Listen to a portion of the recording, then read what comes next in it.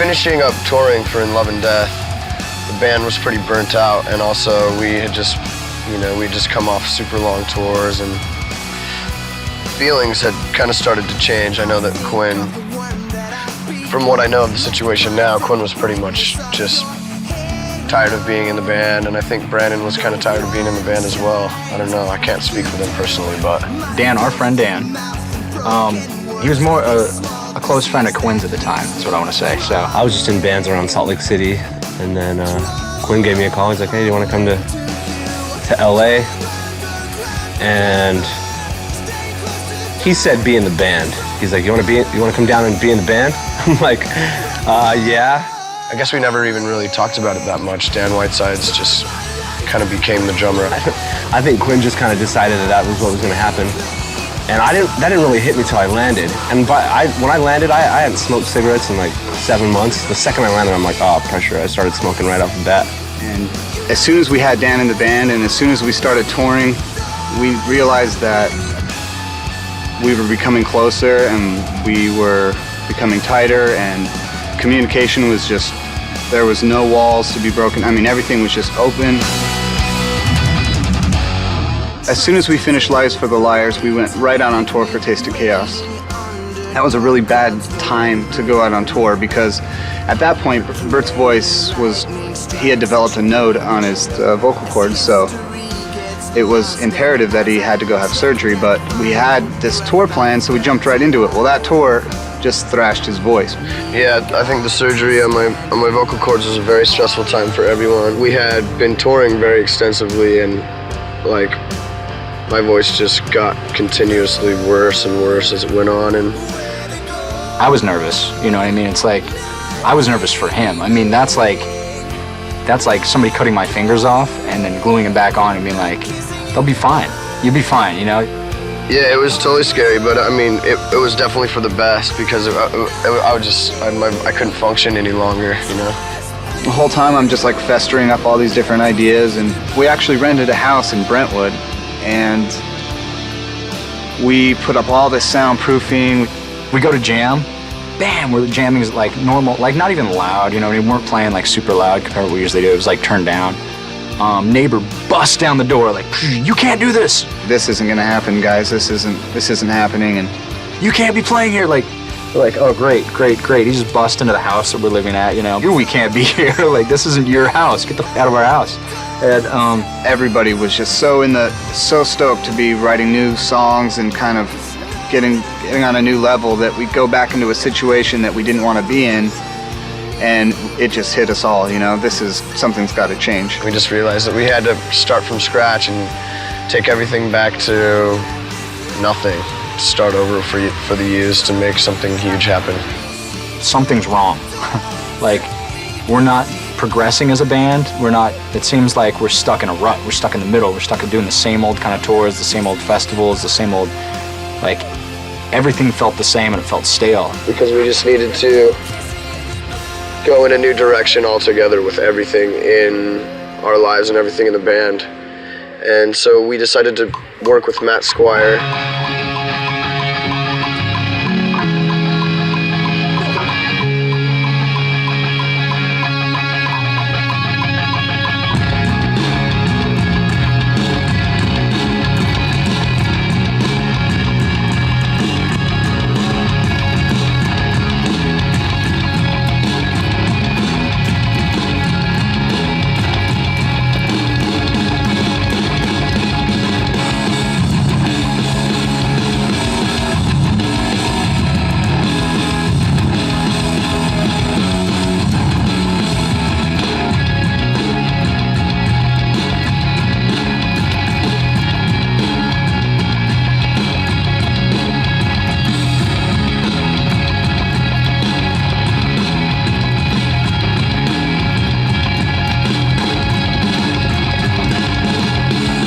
Didn't know what we were going to do for these new songs, but we knew that we wanted it to be raw. We want these songs to stick out and be original and be just like they were the second we wrote them.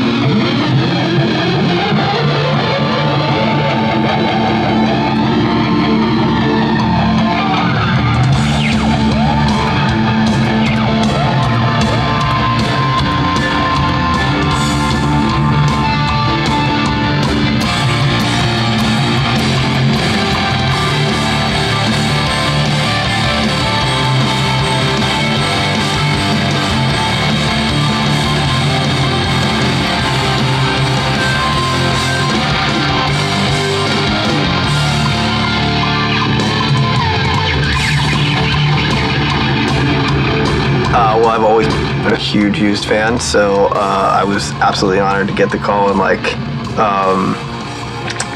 working with them has been everything that I've hoped and dreamed. It's been an amazing ride. These guys have grown so much as musicians. I think you can leave the edges a little bit rough. Like, I'd rather hear them play an amazing drum fill. I'd rather hear Dan play an amazing drum fill or Quinn play an amazing guitar lead and have it be natural and hear their personality in it than hear my computer work or my editing do the talking. So I think it's important to show that growth. This is their 4th record, and it's time that they are able to sort of let it hang out and let it shine.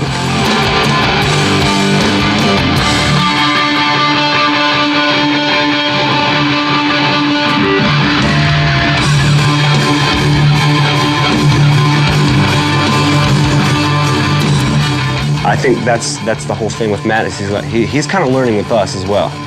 You know what I mean? He said it himself that when I heard the idea that you guys wanted to do this kind of like dirty album, like, you know, he's like, I didn't really quite get what you meant. But he didn't say that to us, you know, not until he got it. He's like, now I get it. Because we wanted this record to be so different, like noisy and messy and like feedbacky. We wanted feedback. Okay, well. That's great. We're gonna keep that. Can we do another take from the same spot? Yeah. I like the way you said at the end. Cool. There was a lot of emotion in that. Yeah, I liked it. Cool. I thought that was like a nice touch at the end. Right when I said, I was like, hey, we should save that. We should double that with like handbells or something.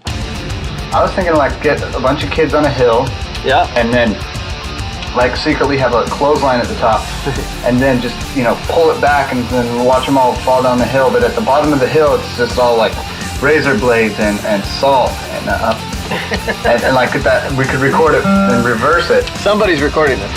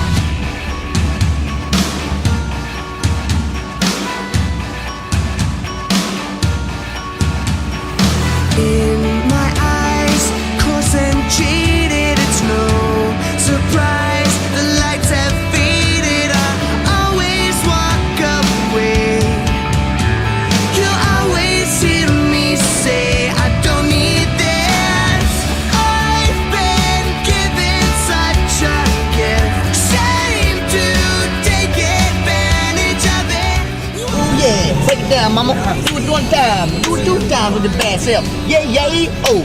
Yeah, break it down, mama. Play that instrument.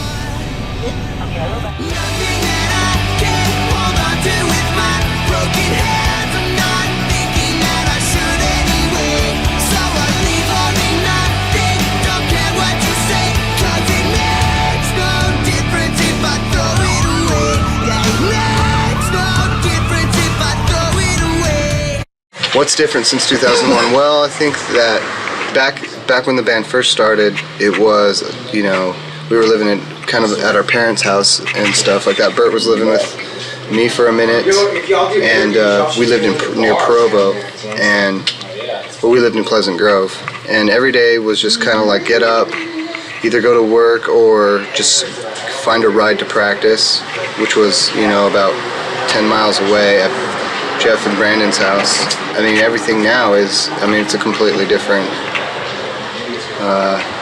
situation, but it's still the same, and it's even better that, I mean, we're all still friends and we still get to do what we want to do. I'm still playing music, which I love, you know. I'm still like writing stuff. Lately I haven't been doing as much art as I want, and I really want to get back into that. I want to start painting a lot. I really want to, but doesn't matter. This is just on my mind right now. Like, It's cool. I play too many video games. That's a problem. It's becoming a problem. I should start doing something more. You know what I mean? Right. Something more artistic, at least. You know. Who had the house together? Me and Bert. Well, Yeah. I just kind of, from what I remember, I had been living back with my parents for like 2 or 3 weeks, and these guys called me up and wanted to know if I wanted to jam or you know, try out for their band, and I was totally down. I'd heard their stuff before. I didn't really expect anything, but I didn't really have any friends, so it was pretty cool to get a call from like some people that I had known, you know, for a while, but I hadn't, you know, been in contact with for like 3 or 4 years probably. And yeah, they called me and they came up to my parents' house and picked me up, and we went and like broke into a hot tub or something, and then we wrote Maybe Memories, and right away me and Quinn started hanging out all the time. It was super awesome, and I didn't really have anywhere to live at the time, and so he let me move in with him at his house, and yeah, his family kind of took care of me for a while, bought me ramen noodle shoes and cigarette lunches, and we would hitchhike to Brandon's house every day, which I thought was fun at the time, but thinking back on it now, it's just like, because we would usually, Pleasant Grove is about maybe, I would say 10 miles from where he lived, maybe less, maybe 7 miles or something, but we would usually walk at least 1 or 2 miles before we'd ever get a ride. Was life simpler then?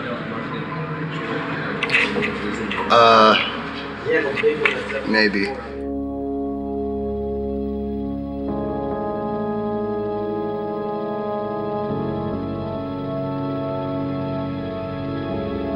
Artwork, what does it mean? Artwork is everything, man. I mean, what isn't artwork, really? Like, that's such an open-ended question. I don't know, we just had a bunch of conversations about art and work, and it just kind of seemed pretty open-ended kind of thought to think of work and to think of art like they're separate, but they're not, you know. But there's a lot of undertones of just what art has really become in this world, and what I think that it could be, and what I think that it should be. Anything and everything. It has a lot to do with the media and total lack of independence when it comes to creative outlets for artwork, I think. So we're just kind of being bombarded by what they want us to see and what they want us to hear.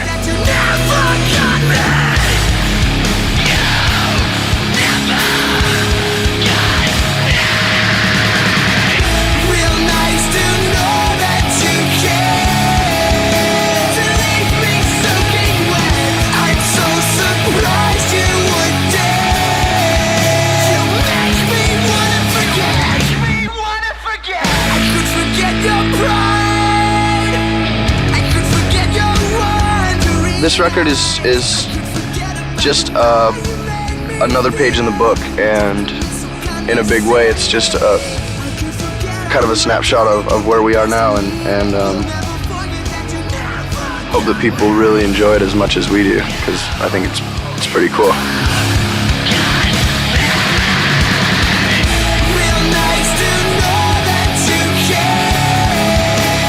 My name is Edward Culver. I shot the LA punk scene from real late 78 until the end of 1983. I did a lot of the LA hardcore punk rock stuff. You know, TSOL, Circle Jerks, Black Flag.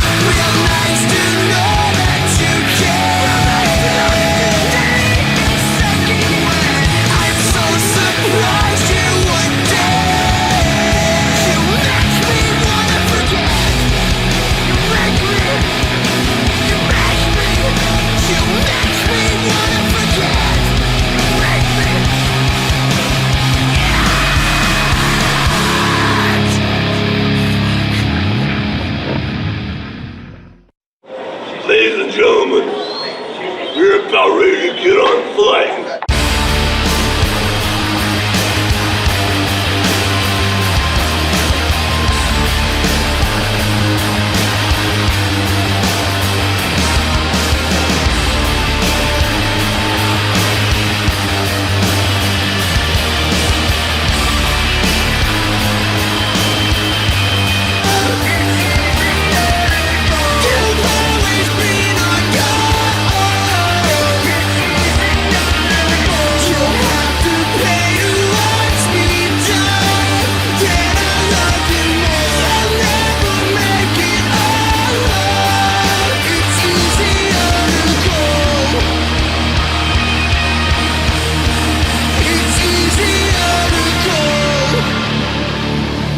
I think in the last 2 years, we have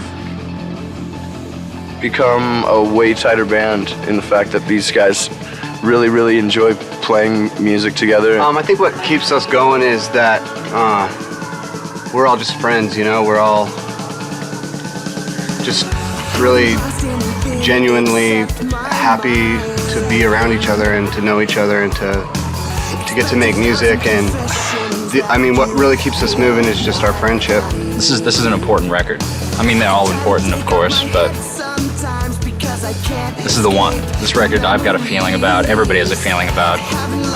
There's so much put into it, like emotionally and everything, and it's just amazing being a band with those guys, you know? Like, it seems like we all push each other musically and hanging out together and, I don't know, writing songs together. It's like, I think just the idea of us knowing that we want to keep moving forward, you know what I mean? I think when we're at home, we're just like, well, let's go and let's jam or let's go write, you know? And anything else is kind of really not an option, you know? I like people to just stop what they think about The Used and completely erase their thoughts of us and just kind of give this whole record a whole open look, you know? It's like, I want you to look at this record as a brand new everything. Not even a new start, just a new everything. Like this is the first time you've ever heard us. This is the first time you've ever like tasted anything we've ever done. Like just a new beginning, a new opening. It's kind of the beginning of a new, the beginning of a new chapter, but not really even a chapter. Like probably just the beginning of a new book for The Used. We're not going to be associated with anything but music and the love of music, and that's it. The Used has never ever been a part of anyone's scene. We're just a rock band. Like we've never been a Warped Tour band or any type of thing like that.